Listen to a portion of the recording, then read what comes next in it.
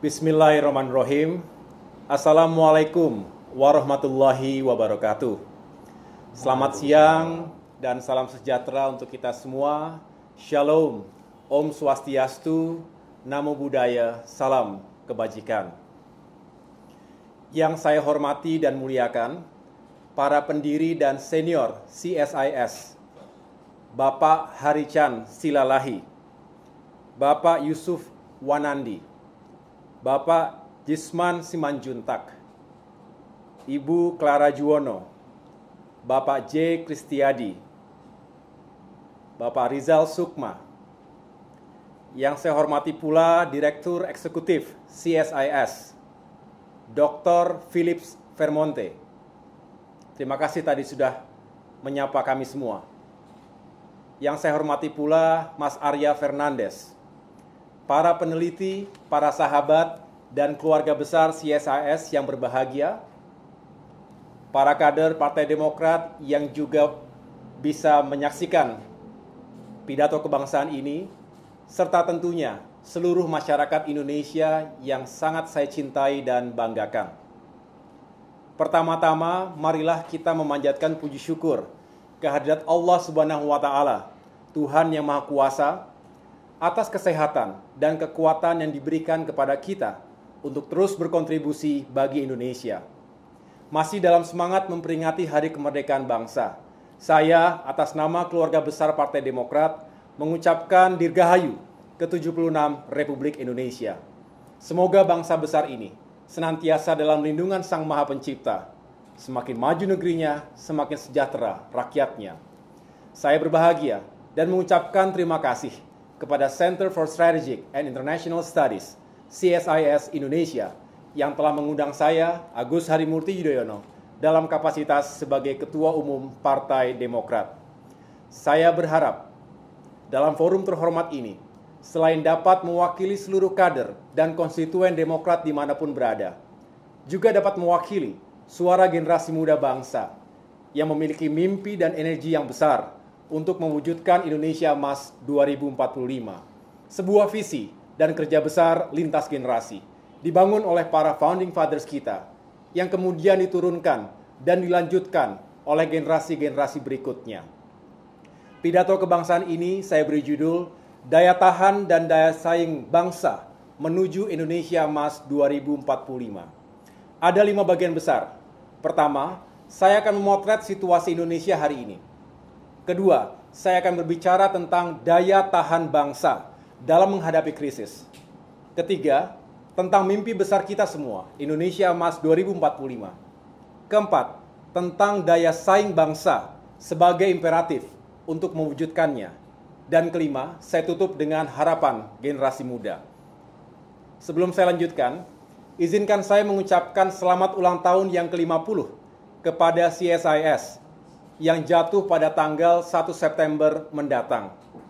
Pada ulang tahun emas ini, saya mendoakan semoga CSIS semakin sukses sebagai sebuah institusi yang independen, kredibel, dan berkelas dunia, a world-class think tank.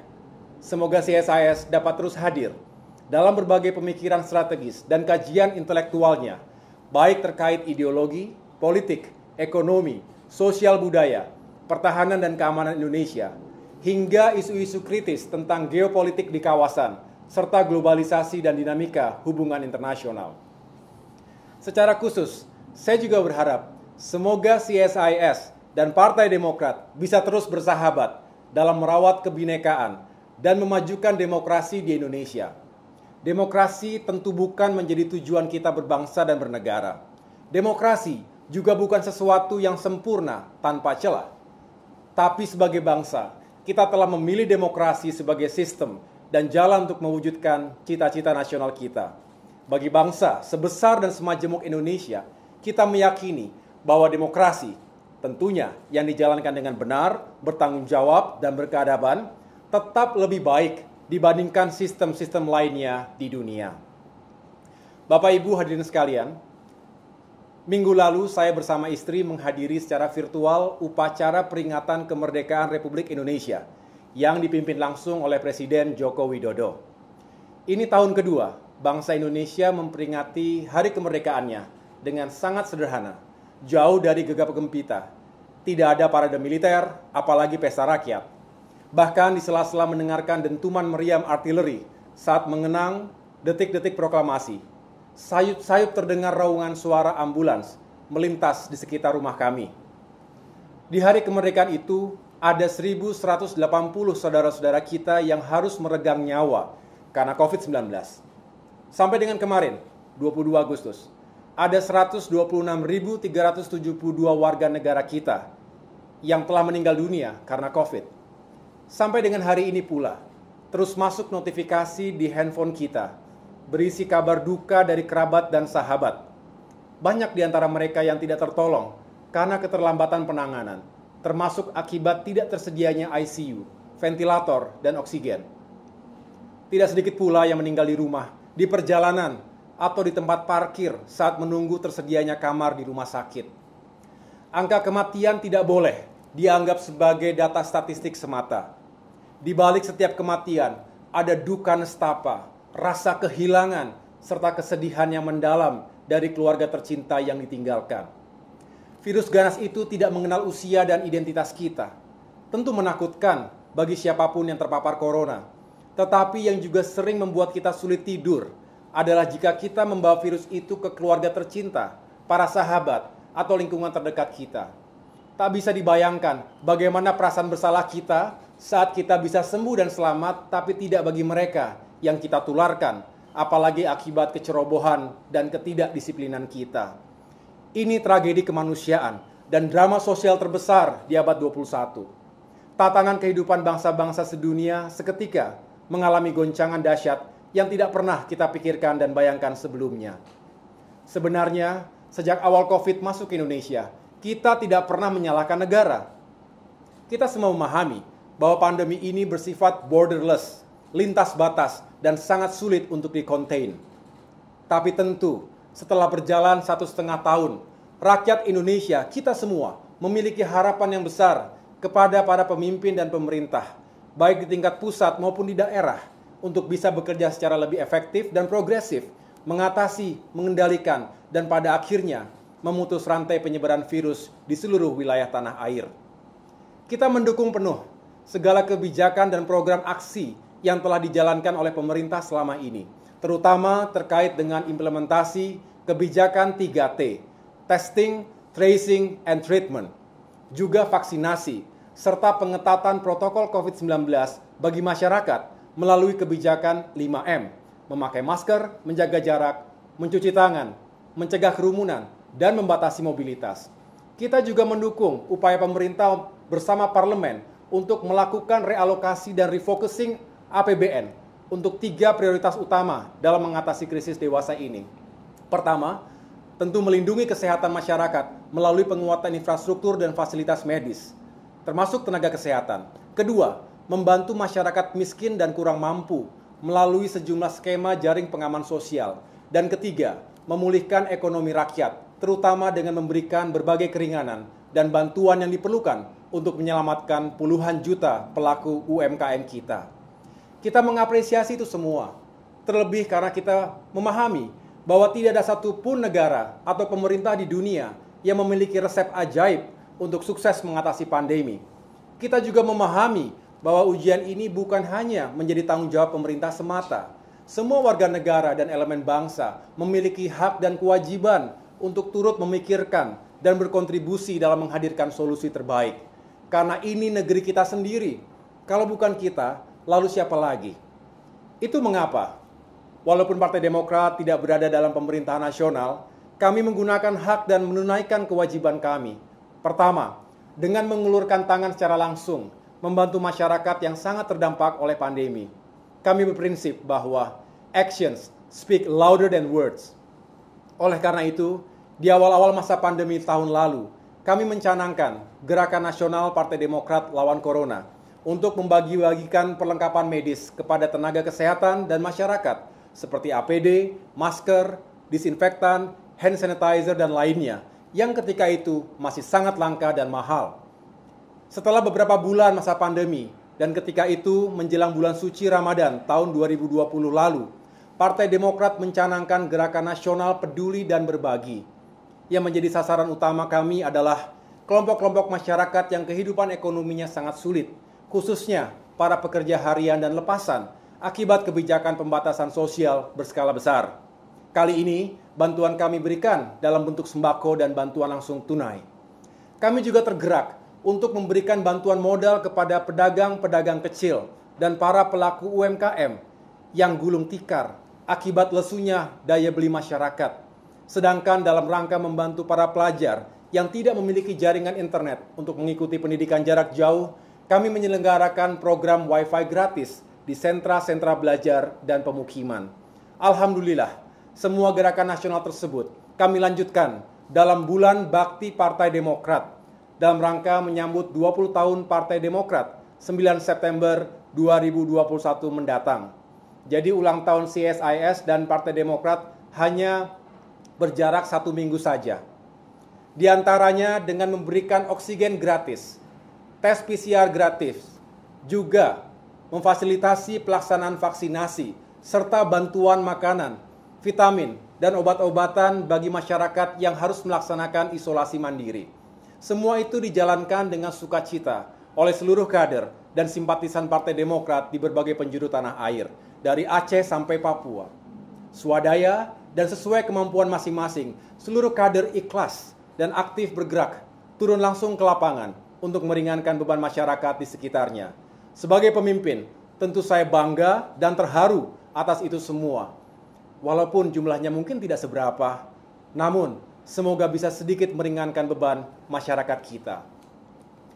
Bapak Ibu, para sahabat CSIS yang saya cintai, melalui front lainnya, secara paralel, di parlemen dan di ruang-ruang publik, kami juga konsisten untuk terus memberikan masukan-masukan yang konstruktif untuk pemerintah, sekaligus menyuarakan harapan dan aspirasi rakyat.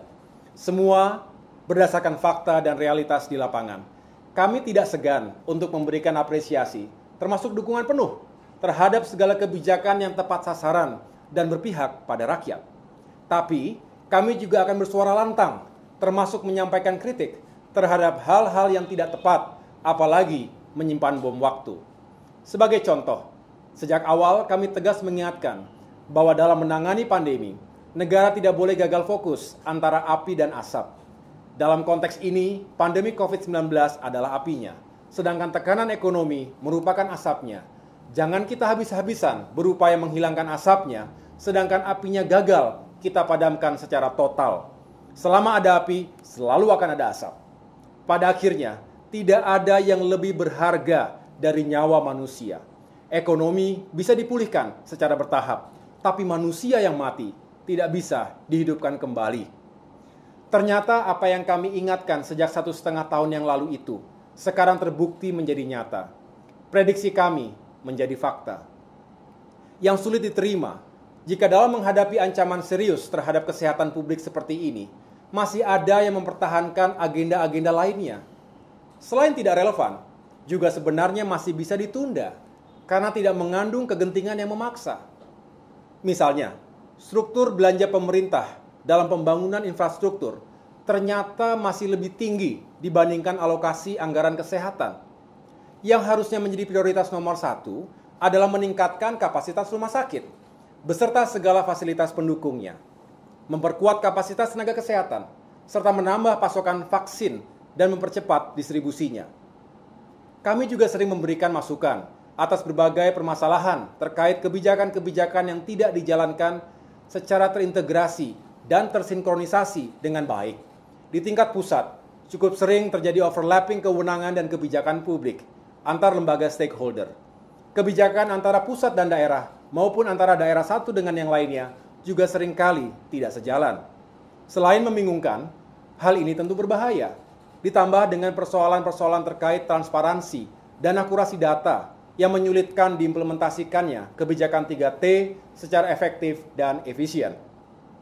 Yang tidak kalah penting, kami juga mengingatkan agar tidak terjadi kesalahan prosedur dan penyalahgunaan kewenangan atas nama kegentingan penanganan pandemi, yang itu semua berpotensi pada terjadinya kerugian negara. Perpu nomor 1 yang kemudian menjadi Undang-Undang nomor 2 tahun 2020 memberikan otoritas penuh dan keleluasaan, bisa dikatakan absolut, bagi pemerintah untuk menggunakan segala sumber daya nasional untuk kecepatan penanganan krisis pandemi. Namun demikian, segenting apapun keadaan, tata kelola pemerintahan yang akuntabel serta mekanisme checks and balances harus tetap dijalankan. Bagi kami, sikap dan posisi kritis seperti itu adalah sesuatu yang fundamental. Alasan kami sederhana dan hanya satu, yaitu Partai Demokrat ingin pemerintah sukses. Karena jika pemerintah sukses, maka negara dan rakyat kita akan selamat. Sayangnya, niat baik seperti itu seringkali disalahartikan. Pandangan atau masukan kritis dianggap sebagai bentuk serangan atau gangguan untuk kepentingan politik tertentu. Lebih menyakitkan, jika setiap masukan dan pandangan yang berbeda dianggap sebagai bentuk perlawanan. Dianggap tidak merah putih. Menurut kami, yang tidak merah putih adalah mereka yang hanya berdiam diri ketika tahu ada yang keliru di negeri ini. Atau mereka yang hanya berdiam diri menunggu pemimpinnya berbuat salah dan negaranya gagal. Saya rasa alasan kami tersebut sama seperti alasan yang dimiliki oleh berbagai elemen bangsa lainnya saat menyampaikan pandangan kritisnya, termasuk para insan pers dan media, para mahasiswa dan kalangan kampus, serta para aktivis dari berbagai civil society. Saya juga sangat meyakini bahwa itu juga alasan yang sama yang dimiliki oleh rakyat kita. Jika memang suara partai politik dianggap mengandung agenda kepentingan politik tertentu, maka kami berharap para pemimpin dan pemerintah sudi mendengarkan langsung suara hati rakyat di akar rumput. Sangat manusiawi jika dalam keadaan yang tak berdaya dan serba tak menentu, rakyat akan mengekspresikan kesedihan, kemarahan, dan kekecewaannya. Oleh karenanya, semoga para pemimpin dan wakil rakyat bisa berbesar hati untuk terus melakukan evaluasi. Karena faktanya, memang masih cukup banyak hal yang perlu dan bisa dibenahi, diperbaiki, dan ditingkatkan.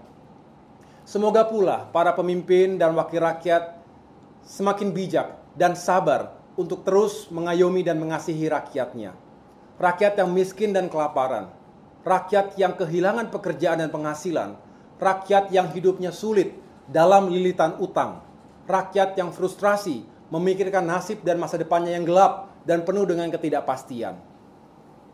Bapak Ibu hadirin sekalian yang saya hormati, ekonomi Indonesia 1,5 tahun terakhir ini mengalami tekanan yang cukup signifikan. Resesi ekonomi terjadi, ditandai oleh kontraksi pertumbuhan ekonomi selama 4 kuartal berturut-turut, mulai kuartal 2 2020 hingga kuartal pertama 2021. Sebenarnya kita menyambut gembira pertumbuhan 7,07% di kuartal 2 tahun ini. Namun sayangnya, pertumbuhan ini dinilai sejumlah lembaga riset sebagai pertumbuhan semu yang dampak positifnya belum dirasakan langsung oleh masyarakat. Karena memang statistik tersebut lebih ditopang oleh kontribusi perdagangan ekspor yang tinggi, sedangkan konsumsi rumah tangga dan daya beli masyarakat masih lesu. Angka kemiskinan juga diprediksi akan mengalami peningkatan lagi setelah diperlakukannya PPKM darurat akibat lonjakan gelombang kedua pandemi 2 bulan terakhir ini. 90% UMKM yang selama ini menjadi rumah bagi mayoritas tenaga kerja dan sekaligus basis kekuatan ekonomi nasional kita terdampak serius di sisi penjualannya. Akibatnya tingkat pengangguran terbuka terproyeksikan kembali naik setelah PPKM darurat. Selanjutnya, peningkatan angka kemiskinan dan pengangguran ini tentu akan berkorelasi langsung terhadap meningkatnya ketimpangan sosial di masyarakat. Melemahnya ekonomi kita juga terlihat dari menurunnya gross national income per capita dari 4.058 US dollar di tahun 2019 menjadi 3.870 dolar Amerika Serikat di tahun 2020. Indonesia dinyatakan turun kelas dari status upper middle income country menjadi lower middle income country. Pasca pandemi, kita semua harus segera mengubah keadaan ini agar Indonesia tidak terjebak lebih lama dalam middle income trap. Bapak Ibu yang saya hormati, melalui forum ini, saya ingin mengajak kita semua untuk membangun sebuah kesadaran kolektif akan pentingnya daya tahan bangsa, national resiliency. Pelajaran berharga dari krisis pandemi yang melanda Indonesia adalah dibutuhkan kebersamaan dan persatuan, solidarity and unity antar anak bangsa dalam menghadapi krisis besar hari ini. Dalam berbagai kesempatan, saya sering menggelorakan tagline, bersama kita kuat, bersatu kita bangkit. Together we are strong, united we rise. Dalam satu paket yang sama, kebersamaan dan persatuan tadi merupakan ingredient komponen utama dari daya tahan bangsa. Saya bukan dokter atau ahli pandemi, tapi dari hampir semua referensi medis yang tersedia menyatakan bahwa daya tahan atau imunitas tubuh kita sangat menentukan kemampuan kita untuk bisa menghindari atau mengalahkan suatu virus, termasuk COVID-19. Sebenarnya ini adalah common sense. Saya dan istri sering mengajarkan putri kami bagaimana menjaga kesehatan dan daya tahan tubuhnya. Daya tahan tubuh tentu tidak hanya dipengaruhi oleh kondisi fisik kita, tapi juga secara psikis. Karena belum sepenuhnya dewasa, tentu ia harus sering diingatkan untuk menjaga keseimbangan dalam kesehariannya, antara belajar, bermain, istirahat, dan olahraga. Begitu pula dengan asupan makan dan vitamin yang harus dikonsumsi setiap hari. Mendidik anak diperlukan kasih sayang dan kesabaran. Dalam situasi tertentu, diperlukan ketegasan dan kedisiplinan. Tantangan terbesar bagi setiap orang tua adalah harus bisa menjadi contoh yang baik bagi anak kita. Menjadi role model yang konsisten, yang satu kata dan perbuatan. Semakin dewasa seorang anak, makin semakin cerdas dan kritis pula nalarnya. Apalagi di era digital ini, anak kita dapat dengan cepat dan mudah mendapatkan informasi apapun. Kemudian ia akan lebih sering bertanya, why? Atau why not? Bukan lagi what. Tidak bisa kemudian orang tua merasa mereka paling tahu segalanya. Orang tua harus jujur bahwa tidak setiap kali kita mengetahui jawaban dari pertanyaan-pertanyaan yang disampaikan anak kita. Sama halnya, sebenarnya kita tidak selalu mengetahui apa yang diinginkan dan dibutuhkan oleh anak kita. Yang paling sehat adalah membangun komunikasi terbuka dalam keluarga.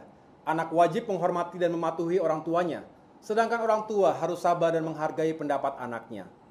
Komunikasi yang baik adalah komunikasi yang jujur, komunikasi yang menyampaikan apa adanya, fakta sebenarnya, termasuk dalam menjelaskan permasalahan yang dihadapi keluarga saat ini, maupun dalam membangun harapan bersama ke depan. Surprisingly, anak kita akan mengapresiasi keterbukaan dan kejujuran kita. Ia bisa lebih cepat mengerti keadaan sebenarnya. Justru ia bisa memberikan masukan-masukan yang baik kepada orang tuanya.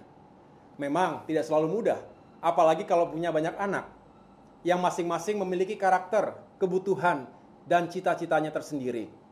Walaupun tidak mudah, komunikasi terbuka antara setiap anggota keluarga akan membangun rasa saling percaya dan saling menghargai, mutual trust and mutual respect. Selain itu juga akan terbangun kebersamaan dan persatuan yang kokoh, yang pada akhirnya akan terbangun daya tahan keluarga. Tanpa bermaksud menyederhanakan permasalahan, kita bisa menggunakan analogi hubungan orang tua dan anak tadi dalam konteks kehidupan bermasyarakat, berbangsa, dan bernegara. Para pemimpin sebagai orang tua dari 270 juta rakyat Indonesia harus menyadari bahwa membangun daya tahan bangsa merupakan pekerjaan besar lintas generasi, juga lintas sektor.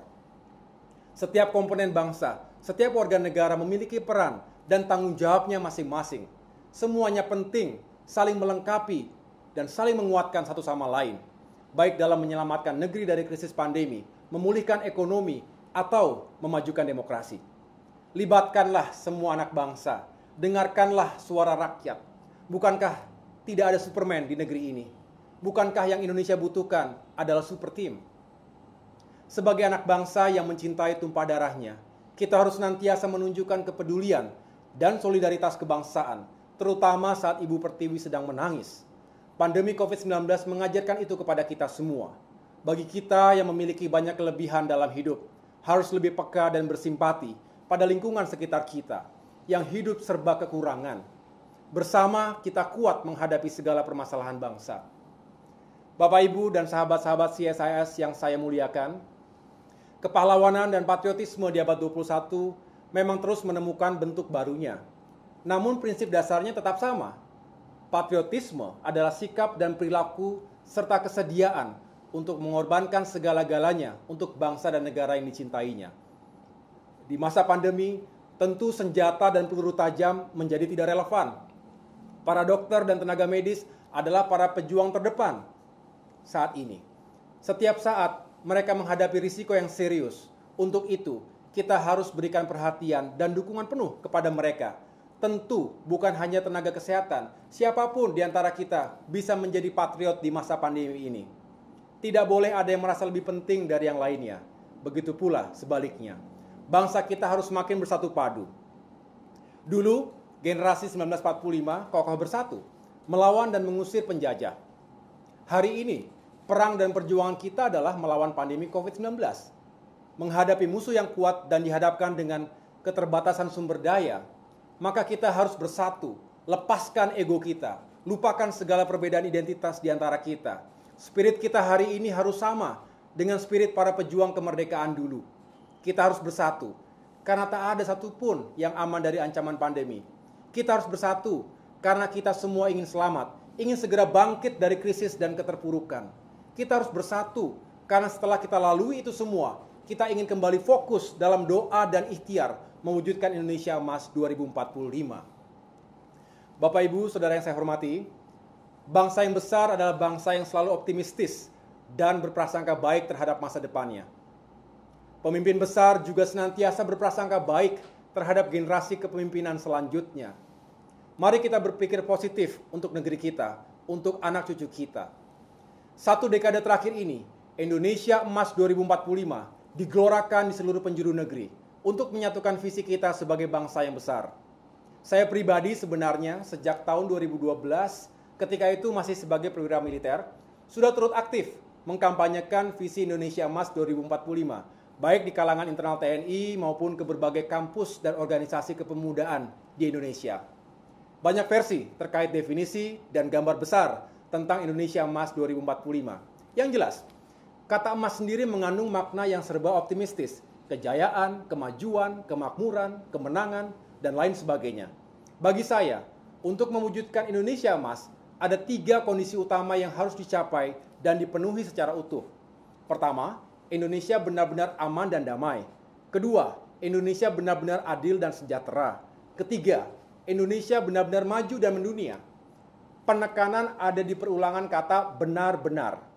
Artinya kondisi yang sesungguhnya, bukan sesuatu yang semu atau artifisial. Ketiga kondisi tersebut sama pentingnya dan saling terkait satu sama lain. Oleh karenanya, harus dibaca dalam satu tarikan nafas yang sama. Lalu mengapa 2045? Tentu tahun tersebut bukan sekedar angka cantik atau keramat. Sebenarnya sejak Indonesia menjadi anggota G20 pada tahun 2008, sampai dengan sebelum terjadi hantaman pandemi, cukup banyak institusi internasional yang memproyeksikan Indonesia menduduki posisi 10 sampai dengan 5 besar ekonomi dunia pada tahun 2045 dengan tingkat kesejahteraan rakyat yang jauh lebih baik. Jadi sebenarnya ada alasan bagi kita untuk menetapkan tahun 2045 sebagai milestone pencapaian kejayaan bangsa. Namun saya berpendapat bahwa kita harus selalu berhati-hati dalam melakukan dan membaca prediksi jangka panjang. Karena banyak sekali elemen yang bersifat unthinkable dan unpredictable. Jangankan membayangkan apa yang akan terjadi 2 dekade ke depan. 2 tahun lalu, siapa di antara kita yang bisa memperkirakan terjadinya pandemi global saat ini? Oleh karena itu, sebaiknya kita jangan terbuai dengan angka-angka prediktif tersebut. Dari tinjauan yang lain, setahu saya, tidak ada standar di dunia bahwa di usia yang ke-100 tahun sejak kemerdekaannya, suatu bangsa atau negara bisa atau harus mencapai masa keemasannya. Mari kita lihat kisah 2 negara sahabat kita. Pertama, Amerika Serikat, yang merdeka pada tahun 1776. Sejak berakhirnya Perang Dingin, negara tersebut secara de facto menjadi the only superpower in the world. Seolah paling hebat segalanya di dunia. Baik pengaruh politiknya, militernya, ekonominya, teknologinya, maupun peradabannya. Ternyata, kita baca sejarah, pada usianya yang ke-100, Amerika Serikat masih sangat jauh dari definisi dan bayangan negara hebat dan berkeadaban. Pada tahun 1876, Amerika Serikat masih berada pada masa rekonstruksi bangsa. Setelah 4 tahun lamanya, terjadi perang saudara, Civil War, pertumpahan darah terbesar sepanjang sejarah mereka yang telah memporak-porandakan tatanan kehidupan bermasyarakat dan bernegara. Contoh kedua, Korea Selatan. yang porak-poranda akibat perang saudara antara tahun 1950 sampai dengan 1953. Hanya butuh waktu sekitar 50 tahun saja bagi Korea Selatan untuk menjelma menjadi negara maju dengan peradaban yang tinggi, ekonominya, militernya, teknologinya, sampai prestasi olahraganya. Bahkan, berbagai kekhasan budayanya telah berhasil diekspor ke berbagai penjuru dunia. Karena setiap saat masih berada dalam ancaman perang dengan Korea Utara, maka Korea Selatan benar-benar serius membangun kapasitas hard power-nya. Mereka juga menyelenggarakan wajib militer, membekali warganya dengan nilai-nilai patriotisme, disiplin, etos kerja, serta taktik dan teknik bertempur. Tapi Korea Selatan berhasil keluar dari dilema guns versus butter, dilema klasik antara membangun militer atau ekonomi. Walaupun politik dalam negeri Korea Selatan juga selalu dinamis, tapi terlihat bahwa ada kesamaan dan kesatuan visi lintas generasi, yaitu menjadi bangsa unggul di dunia. Visi seperti itulah yang mempersatukan, menggerakkan, serta membangun daya tahan bangsa secara keseluruhan. Mereka tahu persis bahwa hard power saja tidak akan membawa mereka jauh ke depan. Mereka tahu persis bahwa investasi terbesar harus terkait dengan pengembangan sumber daya manusia, human capital, bukan yang lainnya. Karenanya, pendidikan, pelayanan kesehatan, dan kesejahteraan rakyat menjadi pondasi utama. Selanjutnya, mereka fokus pada pengembangan ilmu pengetahuan dan teknologi hingga produksi barang dan jasa yang berkelas dunia. Kemudian akhirnya, dalam rangka memperluas pengaruh Korea Selatan di dunia, bangsa itu berhasil mengekspor berbagai keunikan tradisi dan budayanya. Rasanya kita tidak asing dengan berbagai produk Korea Selatan, dari mulai handphone, AC, kulkas, mesin cuci, kendaraan, hingga masakan khasnya. Generasi milenial dan generasi Z kita hari ini tidak selalu hafal siapa Presiden Korea Selatan saat ini. Tapi hampir pasti mereka adalah fans dari Blackpink, BTS, atau grup-grup K-pop lainnya. Dengan demikian, Korea Selatan tidak hanya maju dari aspek hard power, tapi juga menjadi salah satu pemenang global dalam aspek soft power. Lalu bagaimana dengan Indonesia? Mampukah kita melakukan lompatan besar ke depan seperti Korea Selatan tadi? Mampukah kita dalam kurun waktu 24 tahun ke depan mengejar ketertinggalan kita dari bangsa-bangsa maju di dunia dan kemudian mewujudkan Indonesia Emas 2045? Kita tidak boleh silau melihat keberhasilan bangsa lain. Kita juga tidak boleh merasa iri, apalagi rendah diri. Karena kita adalah bangsa yang besar, bangsa yang memiliki sejarah panjang perjuangan, bangsa yang memiliki segala sumber daya dan potensi untuk menjadi pemenang. Kita juga memiliki banyak momentum dan capaian sejarah yang seharusnya membuat kita bangga sebagai bangsa Indonesia.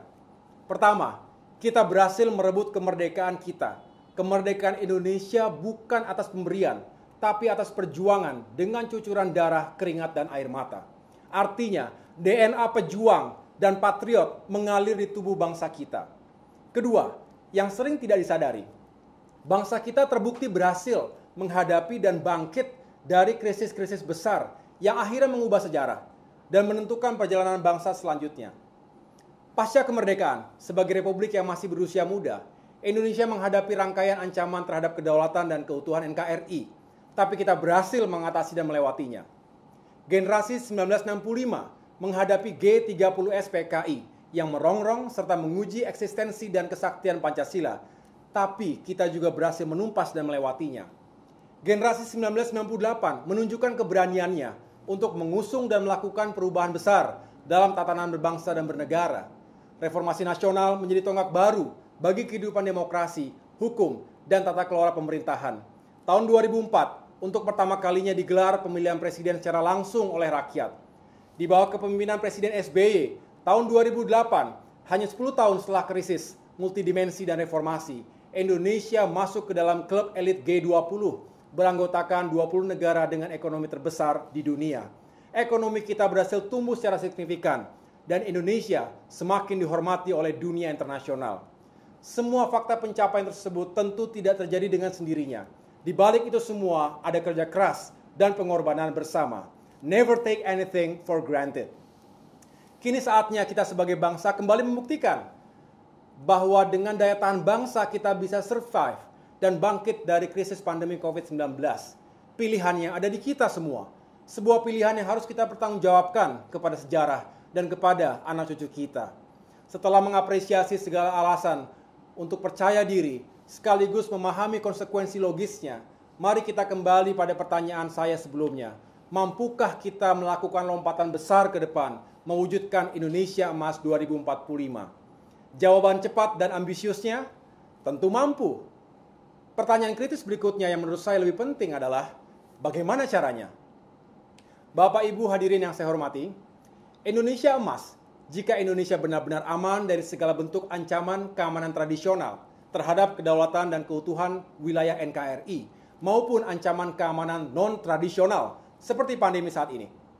Ancaman bisa datang dari luar maupun dari dalam negeri sendiri, dalam bentuk militer maupun nir-militer, serta bisa dilancarkan oleh kekuatan negara, state actor, maupun aktor bukan negara, non-state actor. Untuk mencegah itu semua, Indonesia harus memiliki daya tangkal dan daya pukul yang menentukan. TNI sebagai instrumen pertahanan negara harus kuat, modern dan profesional. Sedangkan dalam menghadapi ancaman-ancaman non-tradisional dan nir-militer, semua komponen bangsa harus didayagunakan. Indonesia Emas, jika seluruh rakyat Indonesia benar-benar bisa hidup dalam kedamaian, hidup rukun bersatu di tengah perbedaan dan keberagaman yang kita miliki. Pancasila dijalankan seutuhnya dan kehidupan beragama dilindungi oleh negara. Kebebasan berekspresi, berasosiasi, juga kebebasan pers dijamin sepenuhnya. Tentu, kebebasan yang beretika dan bertanggung jawab. Kehidupan politik dan demokrasi kita juga harus semakin matang dan berkeadaban dengan menjunjung tinggi nilai-nilai kebenaran, keadilan, dan kemanusiaan. Artinya, politik dan demokrasi kita harus semakin jauh dari praktik-praktik yang merusak kerukunan, persatuan, dan kedamaian tadi. Secara khusus, izinkan saya mengupas sedikit tentang kondisi demokrasi di Indonesia dewasa ini.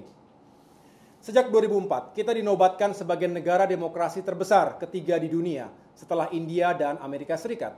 Sudah 3 kali pemilu, termasuk pilkada di 34 provinsi dan di 514 kabupaten kota yang kita gelar dan ikuti sejak itu. Secara kuantitas, tentu kita patut berbangga. Namun, terkait kualitas, rasanya kita sebagai bangsa perlu untuk terus mengevaluasi dan membenahinya. Kita tidak perlu terlalu defensif ketika sejumlah lembaga dunia menilai bahwa telah terjadi kemunduran demokrasi, democratic regression di Indonesia. Apakah penilaian tersebut faktual atau hanya sesuatu yang mengada-ada?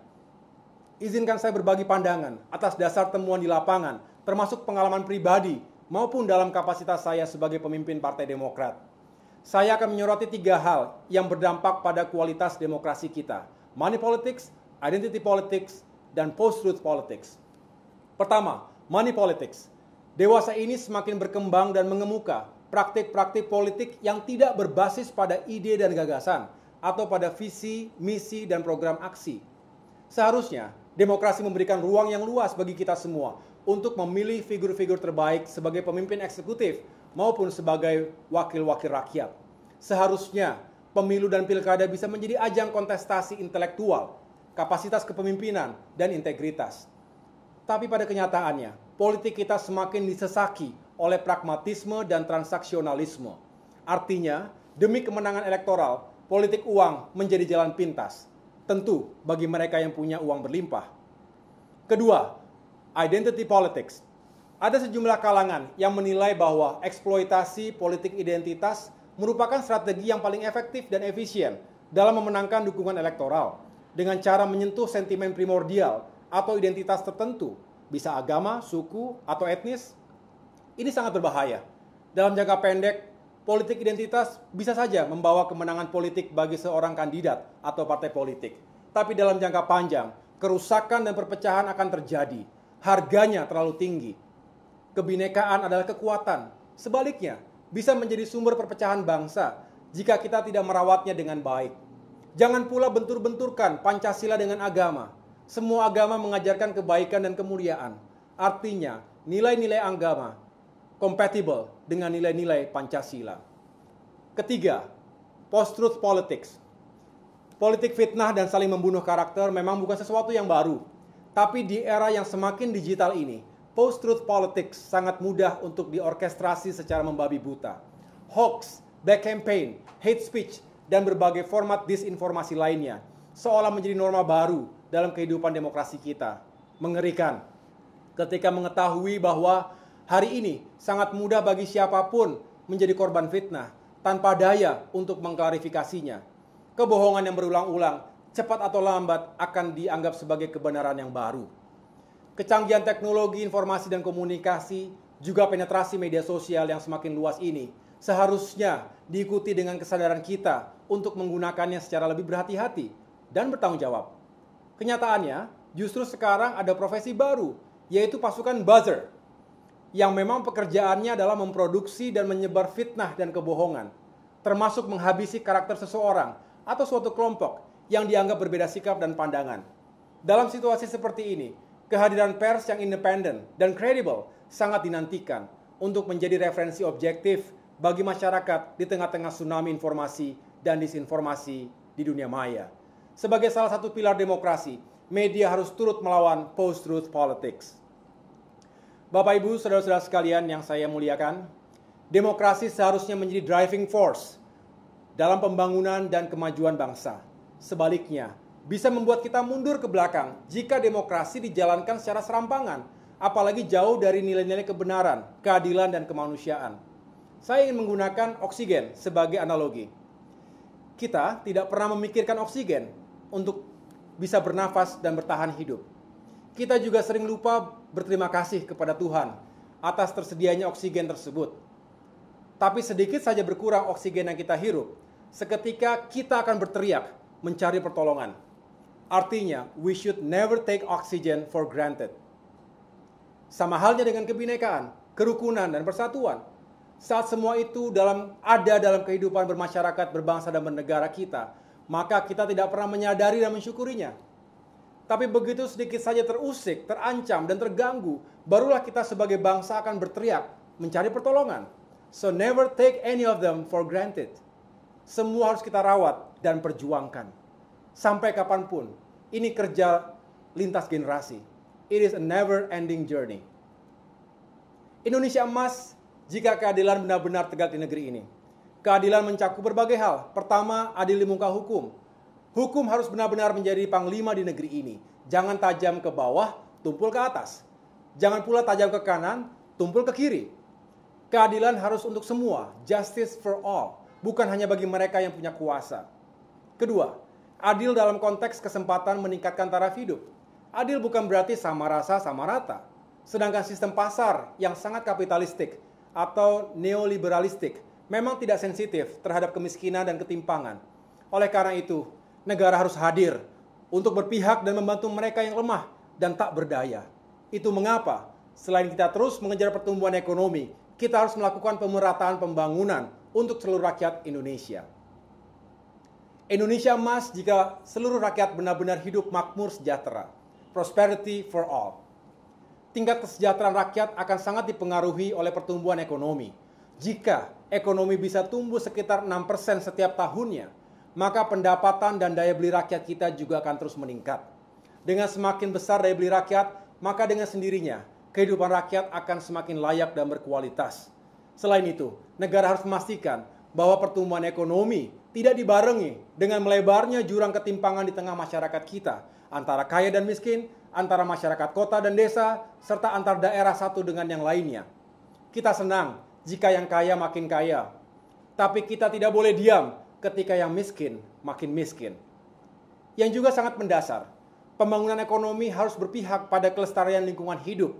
Bumi kita hanya satu, makin lama makin sesak, makin panas, serta makin banyak terjadi kerusakan ekosistem yang mengganggu keseimbangan alam.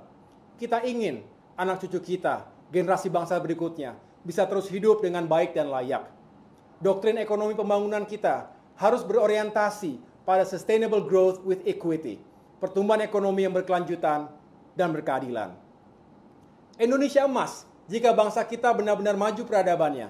Peradaban sebuah bangsa biasanya berbanding lurus dengan kemajuan di bidang ilmu pengetahuan dan teknologi. Revolusi industri dan lompatan teknologi di abad 21 ini sering menjadi kekuatan disrupsi bagi individu, kelompok-kelompok masyarakat, juga bangsa-bangsa di dunia yang tidak siap beradaptasi. The only constant is change. Kita tahu itu. Kita harus bisa mengaplikasikan prinsip-prinsip adaptasi atau mati, berubah atau punah. Kuncinya adalah pendidikan, riset, dan pengembangan sumber daya manusia. Manusia Indonesia harus memiliki kecerdasan intelektual, termasuk critical thinking dan intellectual curiosity, kemampuan berpikir kritis dan rasa ingin tahu yang tinggi tentang berbagai hal, bisa melahirkan gagasan-gagasan besar dan produk-produk yang mengubah dunia. Yang cukup sering diabaikan adalah pendidikan karakter. Manusia Indonesia tidak cukup memiliki IQ yang tinggi, tapi harus memiliki integritas yang baik dan karakter yang unggul, termasuk memiliki nilai-nilai patriotisme, disiplin, etos kerja yang tinggi, serta semangat pantang menyerah. Selain itu, kita juga harus tetap menjunjung tinggi nilai-nilai luhur bangsa yang diturunkan lintas generasi. Jika Indonesia dipimpin dan diawaki oleh manusia-manusia berkualitas dan berintegritas tinggi, maka kita tidak perlu takut terhadap disrupsi dan tantangan zaman. Bahkan, kita akan mampu mengubah segala tantangan dan ujian tersebut menjadi peluang-peluang untuk kemajuan. Indonesia emas, jika Indonesia benar-benar mendunia. Dari luas wilayah, sumber daya alam, dan jumlah populasi, secara alami Indonesia adalah negara terbesar di kawasan Asia Tenggara. Namun, segala keunggulan komparatif tersebut tidak serta-merta bisa dikonversi menjadi keunggulan kompetitif bangsa. Tidak juga bisa menjamin bahwa dengan itu semua, Indonesia bisa menjadi pemenang di pasar regional, apalagi pasar global. Sebuah bangsa akan dihormati dan disegani oleh dunia jika bangsa tersebut bisa membuktikan prestasi dan keunggulannya, sesuatu yang membuatnya stand out dibandingkan bangsa-bangsa lainnya. Kita harus terus menggali kekhasan yang dimiliki oleh bangsa kita untuk kemudian kita tambah nilainya, sehingga kekhasan tersebut menjadi keunggulan bangsa. Contoh sederhana, salah satu legasi budaya kita adalah batik yang sudah ditetapkan oleh UNESCO sebagai warisan dunia. Kita mengapresiasi para pengrajin batik yang terus melahirkan karya-karya indah bercita rasa tinggi. Tapi sayangnya, batik baru dinikmati oleh masyarakat kita saja. Kalaupun ada yang diekspor, volume dan jangkauannya masih terbatas. Contoh lainnya, kuliner khas Indonesia. Sebenarnya kuliner Indonesia sangat beragam dan rasanya enak-enak, tapi belum ada yang begitu mendunia. Bandingkan dengan makanan khas Thailand atau Vietnam, apalagi Tiongkok, Jepang, dan Korea, yang cukup menjamur di berbagai negara di dunia. Kalau kita ingin menjadikan batik dan kuliner tadi sebagai produk unggulan bangsa dan mendunia, maka harus kita kelola lebih serius. Mulai dari bahan bakunya, proses produksinya, packagingnya, sampai dengan promosi dan distribusinya ke berbagai penjuru dunia. Indonesia juga akan semakin dikenal di dunia jika mampu menunjukkan prestasi di berbagai ajang kompetisi internasional, baik prestasi di bidang olahraga, kesenian, hingga science and technology. Kita bangga di Olimpiade Tokyo kemarin, para atlet kita berhasil menorehkan sejumlah prestasi, termasuk sumbangan medali emas dari tim ganda putri bulu tangkis kita. Tentu kita berharap ke depan prestasi olahraga Indonesia semakin maju lagi. Selain itu, Indonesia juga akan semakin dihormati dan disegani jika Indonesia bisa membuktikan dirinya sebagai warga dunia yang bertanggung jawab di luar batas-batas teritorinya. Partisipasi aktif Indonesia dalam berbagai misi kemanusiaan dan perdamaian dunia menjadi salah satu parameter dan bukti yang konkret. Saya sendiri adalah veteran pasukan perdamaian PBB.